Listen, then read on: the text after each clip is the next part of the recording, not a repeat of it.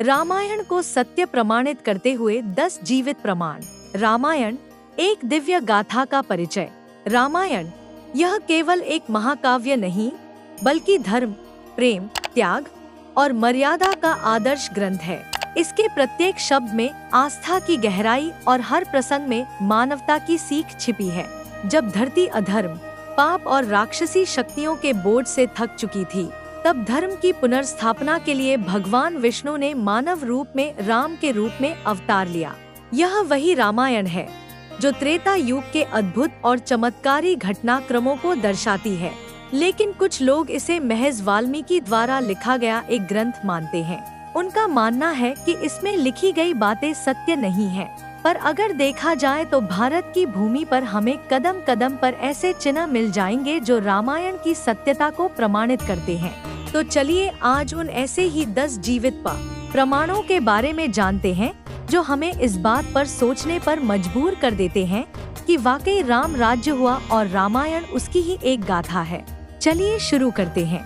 यह गाथा राजा दशरथ के पुत्र राम के जीवन की यात्रा है, जिसमें 14 वर्षों का वनवास, माता सीता का अपहरण, भक्त हनुमान का बलिदान और रावण जैसे अधर्मी का विनाश शामिल है। रामायण केवल युद्ध की कहानी नहीं है, यह धर्म और अधर्म के बीच एक ऐसी लड़ाई है जो आज भी हमें जीवन के सही मार्ग पर चलने की प्रेरणा देती है। महर्षि वाल्मीकि द्वारा लिखा गया यह महाकाव्य देवताओं और मानवों की सीमा को मिटा देता है। इसमें भगवान राम का संघर्ष और उनकी मर्यादा पुरुषोत्तम के रूप में पहचान आज भी हर भारतीय के हृदय में गूंजती है। यह कहानी एक परिवार की नहीं, बल्कि मानवता की विजय की है। रामायण के पात्र राम, सीता, लक्ष्मण, भरत, हनुमान और रावण केवल पात्र नहीं, बल्कि जीवन के हर पहलू का रिप्रेजेंटेशन करते हैं। जहां राम धर्म की परिभाषा है, वहीं रावण अहंकार और अधर्म का प्रतीक। इस गाथा की हर घटना, हर चरित्र और हर संदेश हमारे जीवन के हर मोड़ पर मार्गदर्शक बन सकता है। वर्तमान समय में भी इसके जीवंत प्रमाण मौजूद है, जैसे कि राम सेतु, जिसे आदम्स ब्रिज के नाम से भी जाना जाता है, रामायण में वर्णित एक अद्भुत संरचना है। यह पुल भारत के तमिलनाडु स्थित रामेश्वरम से श्रीलंका के मन्नार द्वीप तक फैला हुआ है। रामायण के अनुसार भगवान राम की सेना ने लंका पर विजय प्राप्त करने के लिए इस पुल का निर्माण किया था। नल और नील नामक वानरों के नेतृत्व में पत्थरों को समुद्र में रखा गया, जो पानी में तैरने लगे। त्रेता युग में कैसे पानी में पत्थरों से यह पुल बनाया गया, यह वर्तमान समय के वैज्ञानिकों के लिए आज भी एक हैरान कर देने वाला विषय है और इसकी मिस्ट्री को भी आज तक भी नहीं सुलझा पाए हैं। नासा जैसी स्पेस एजेंसी ने भी इस पल को लेकर रिसर्च की है। दरअसल साल 2002 में नासा के सैटेलाइट से खींची गई तस्वीरों में राम सेतु की आकृति स्पष्ट रूप से देखी गई। करीब 30 किलोमीटर लंबा यह पुल समुद्र के नीचे आज भी मौजूद है। जियोलॉजिकल स्टडीज बताती हैं कि यह पुल लगभग 7,000 से 18,000 वर्ष पुराना हो सकता है। कई वैज्ञानिक इसे मानव निर्मित मानते हैं, क्योंकि इसकी संरचना प्रकृति द्वारा बनी सामान्य चट्टानों से भिन्न है। लेकिन इस सेतु का वर्णन हमें रामायण में भी मिलता है, इसलिए इसे रामायण का एक जीवंत प्रमाण माना जाता है। 2. पंपा सरोवर। रामायण में एक पवित्र स्थल का वर्णन किया गया है, जो कि पंपा सरोवर के नाम से है।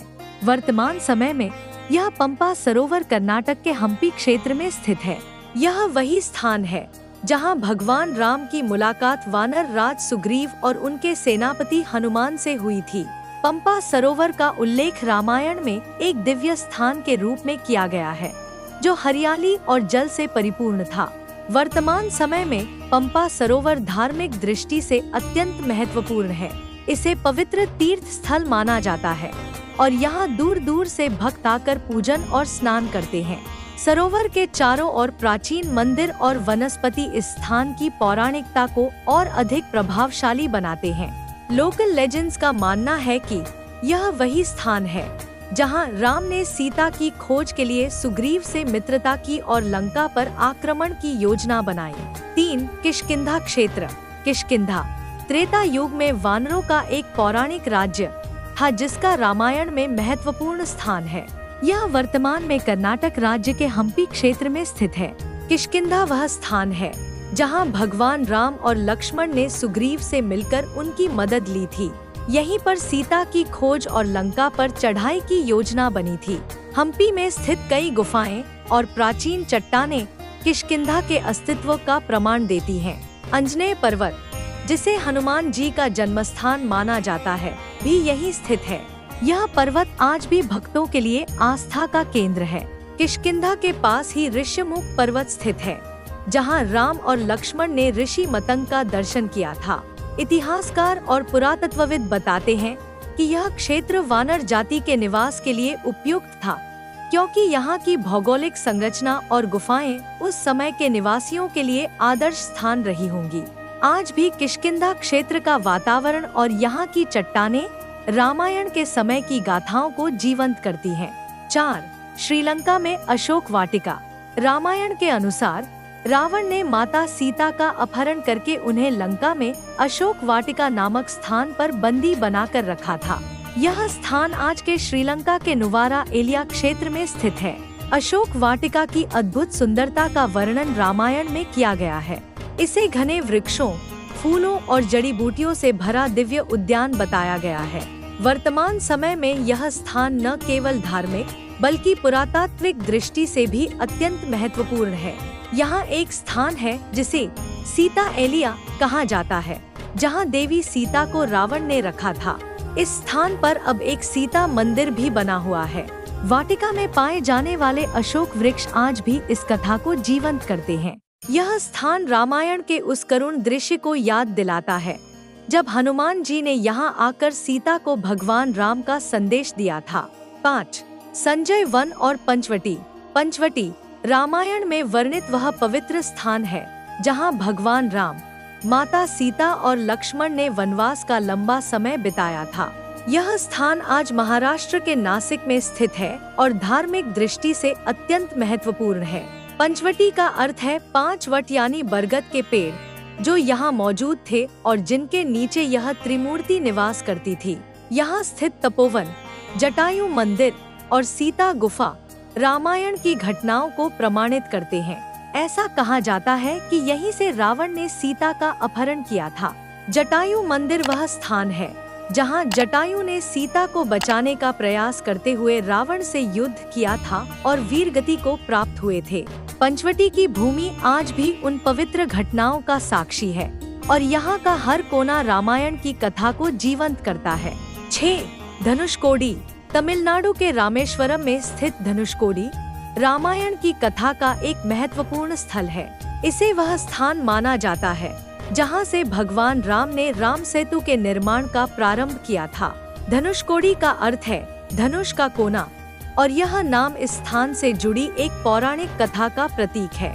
ऐसा माना जाता है कि लंका विजय के बाद भगवान राम ने अपने धनुष के सिरे से राम सेतु को नष्ट कर दिया था ताकि कोई और उसका उपयोग न कर सके। आज धनुषकोडी एक निर्जन शहर है जो प्राकृतिक आपदाओं के कारण उजड़ चुका है। फिर भी यह स्थान अपनी ऐतिहासिक और पौराणिक महत्ता के कारण लाखों श्रद्धालुओं को आकर्षित करता है। यहाँ के समुद्री किनारे और शेष राम सेतु का हिस्सा आज भी उन दिव्य घटनाओं का प्रमाण प्रस्तुत करते हैं। धनुषकोडी का वातावरण, समुद्र की लहरों की गूंज और यहाँ की स्थलीय संरचना रामायण की कथा को महसूस करने का यूनिक एक्सपीरियंस देते हैं। 7. लक्ष्मण रेखा। रामायण में लक्ष्मण रेखा का वर्णन एक महत्वपूर्ण घटना के रूप में किया गया है।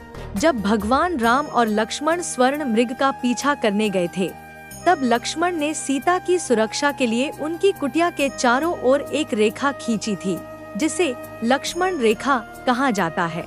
इस रेखा को पार करने पर सीता का अपहरण हुआ था।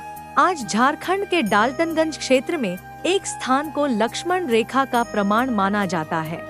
यहाँ एक प्राचीन स्थान है जहाँ लोगों का मानना है कि यही वह क्षेत्र है जहाँ रेखा खींची गई थी। स्थानीय कथाओं और परंपराओं के अनुसार यह स्थान अत्यंत पवित्र है और यहाँ के प्राकृतिक चिन्ह रामायण की उस घटना को सजीव करते हैं। 8. जटायु का स्थान। चद्यमंगलम। जटायु रामायण का वह वीर पक्षी है जिसने रावण से युद्ध करके सीता को बचाने का प्रयास किया था।